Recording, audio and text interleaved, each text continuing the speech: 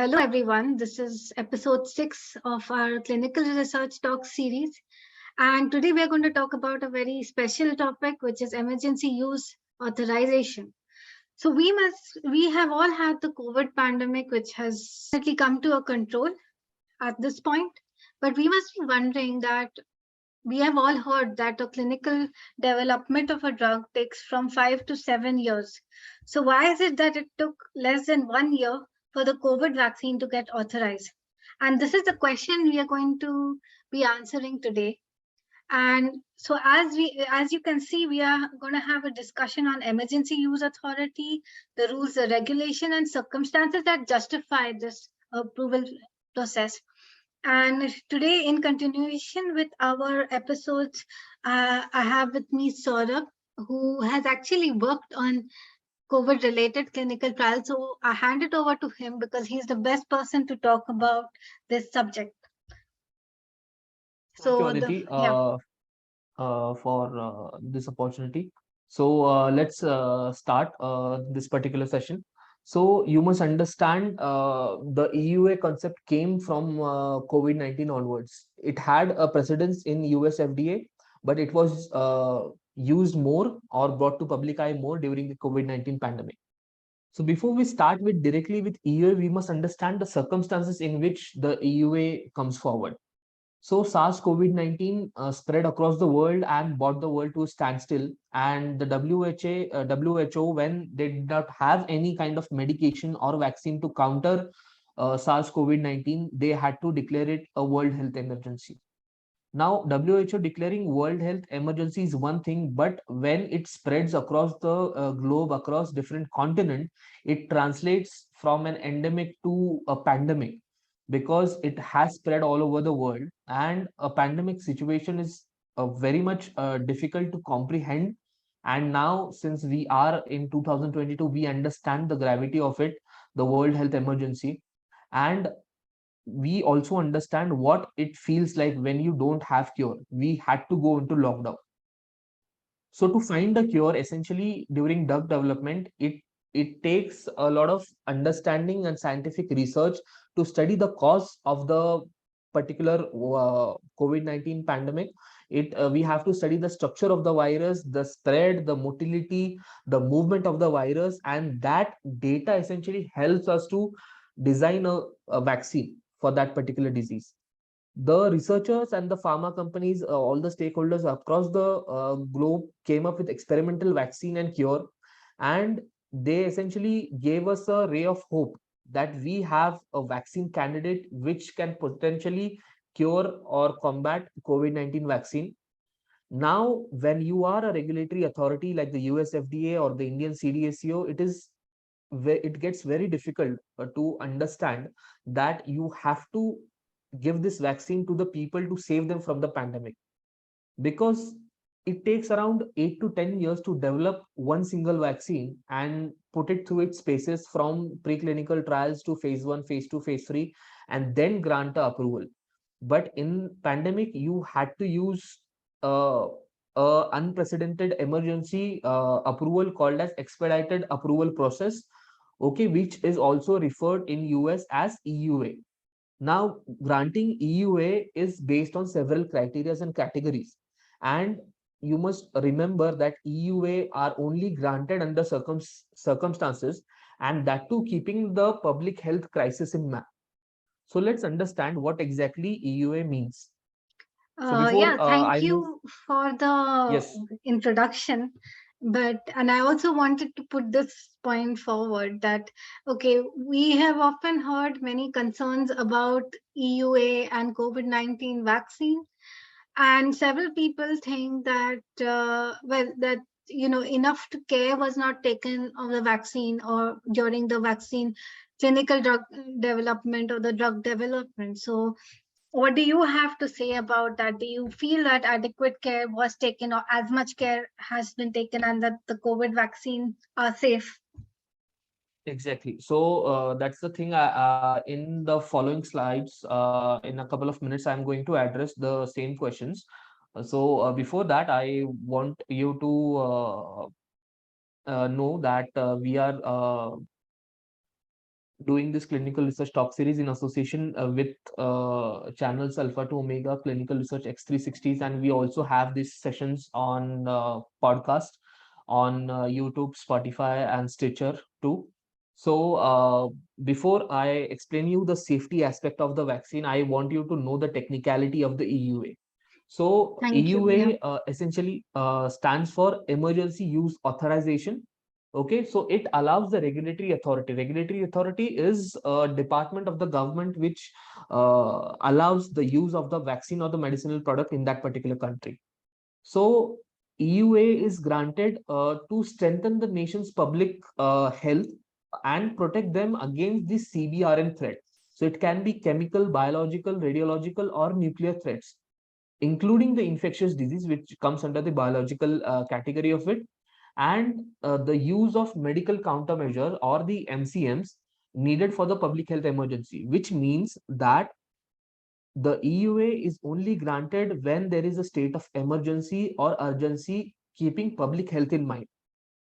Now, what does the regulatory authority see before granting the EUA? So, as Aziti said, that are these vaccines safe? So, the regulatory authority requires the safety and the effectiveness data of a particular vaccine candidate to review before they grant an EUA, which means that you have to submit all your lab data, the preclinical data, just to get the preclinical data and even the clinical data which you have done the clinical trials for, just to get the EUA. So in this particular process, the regulatory authority, the FDA or the CDSO, reviews the medical records. They review the site visit for the manufacturing facilities where these vaccines have been created. They see the previous compliance history of that particular organization or the pharma company. They also see if this vaccine is produced under good condition, called as good manufacturing practices, and they have a norm which clearly states that even after we grant you an EUA, we are going to do a post EUA safety measure where the safety of a particular vaccine has to be tested. So now, under what circumstances are there which warrant the granting of the EUA? So you must understand that EUA is granted on the following circumstances. First and foremost, you know that if there is a health emergency or outbreak or pandemic, these the following criteria, such as if the drug is properly tested in other global studies. So it happened in India where the CDSCO granted one of the fastest approval in 6 to 8 months to AstraZeneca vaccine, which was called as Covishield in India, because that drug was tested in United Kingdom, and there the data obtained from that particular trial was submitted along with the bridging trial done in India. So then also the EUA is granted. Also, EUA is granted in few if the disease affects few potential patients and if that could possess a threat to public health. So, for example, now WHO again has declared health emergency for monkeypox. So, even if monkeypox affects people who are less in number, but still we do not have any cure for it. And if anyone comes up with a cure and with safety and efficacy data, the regulatory authority has to grant them EUA just to find a cure, a possible cure. Also, there is one other precedence where there is diseases which are extremely debilitating or rare diseases. Okay, so category of orphan drug, which essentially comes under this purview, where a particular EUA is granted because it has very severe implications in their health. For example, there is a particular medication for cerebral palsy, which does not essentially affect a lot of patient across the world, but there are patients in few lakhs across the world who are affected from it, and conducting phase 1 to phase 3 trials and getting that much number of subjects is not essentially possible. In that case also the EUA may be granted. So once the safety data, the trial data, the preclinical data is submitted to the regulatory authority, what happens is, before submitting it to the regulatory authority, there is a group of people called as the Independent Data Safety Monitoring Board. So what this group of experts do is they evaluate the data from phase 3 trial, and it tells the manufacturer whether they have met the clinical endpoint being the cure for the COVID-19.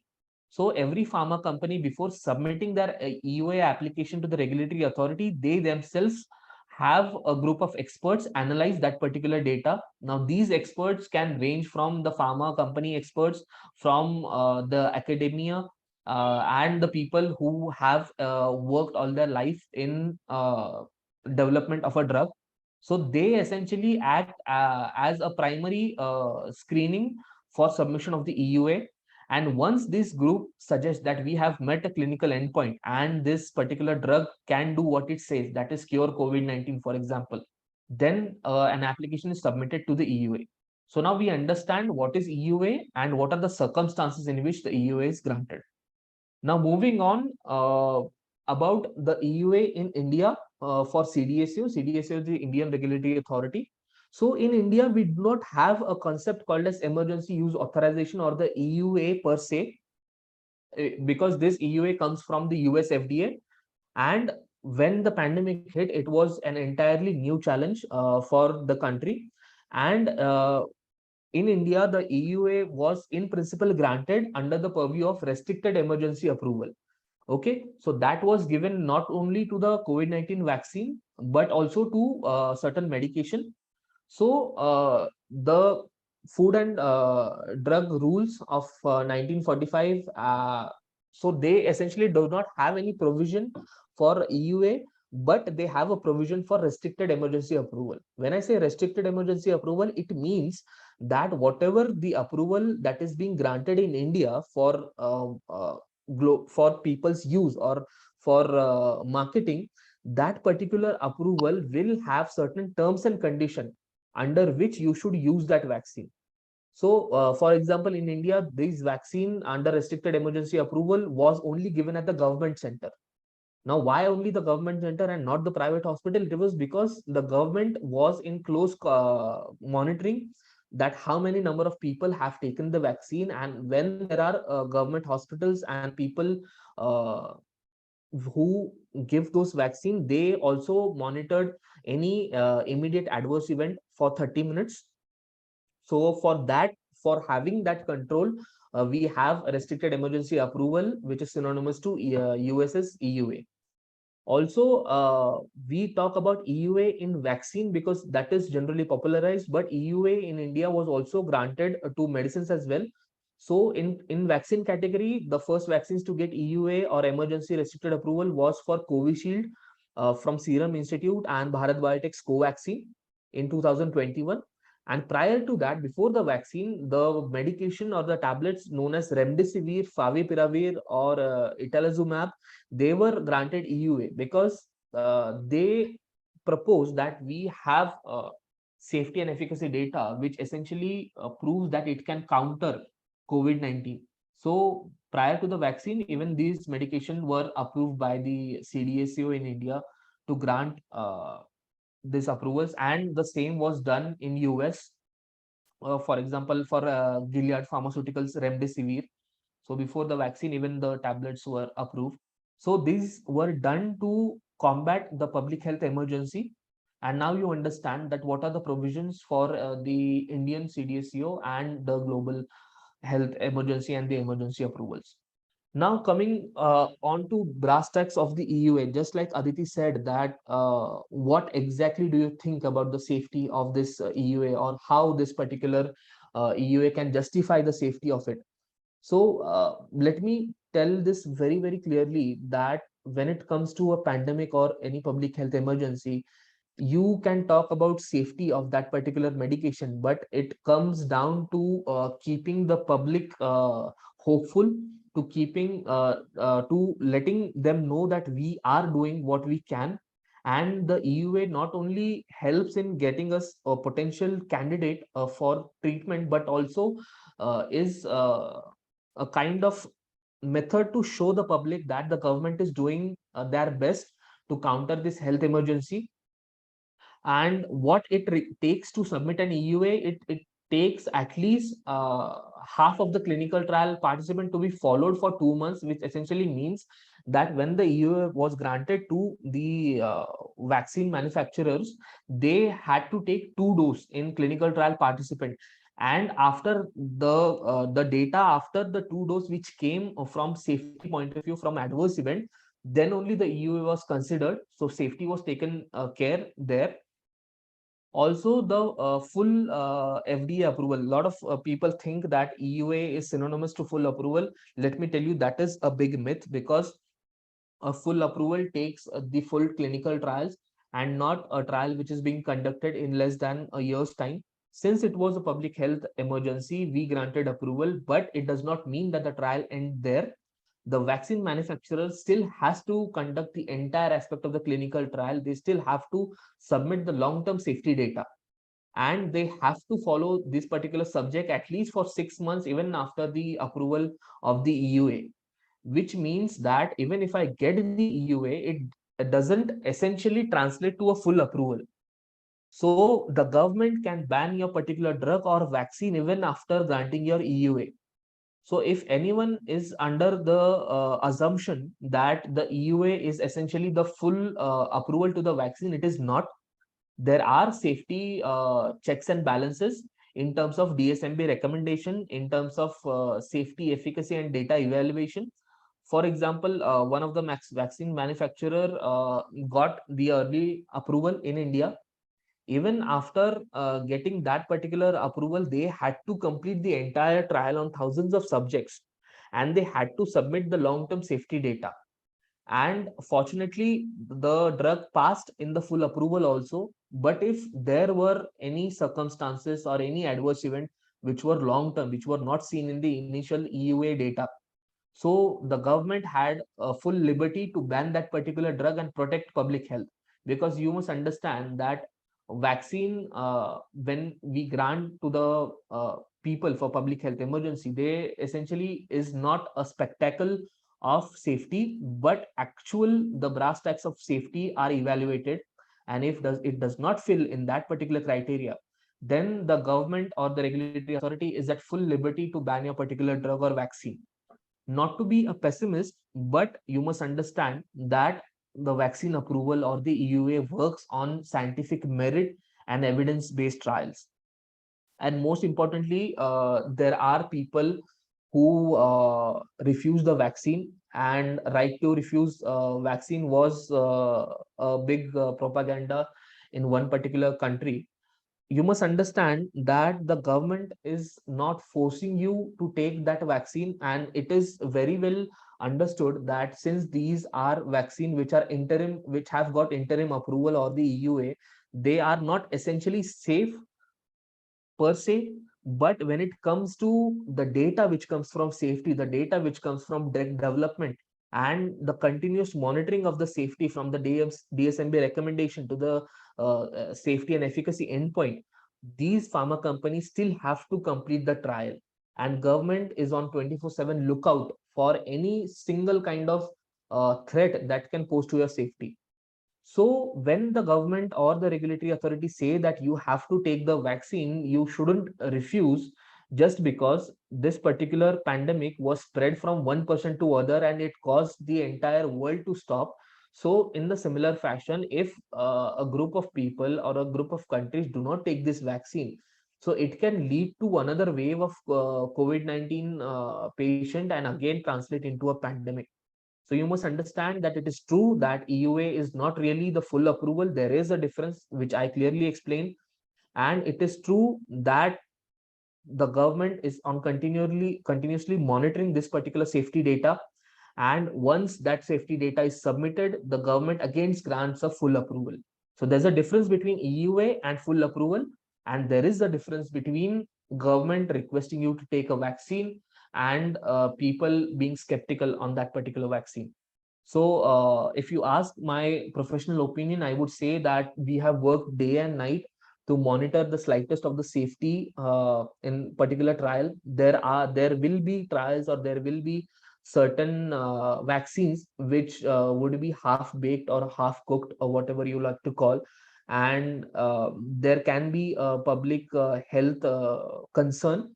But know this, that even if these vaccines get the EUA, they will not definitely get the full approval, and it will lead for that particular candidate vaccine to go down the drain. But we have to look at the bigger picture. We have to look at the vaccines who have got full approval, and take those particular vaccine, and look on the constant lookout for the government health advisory, where they propose the candidate which qualifies for vaccine trials and approvals.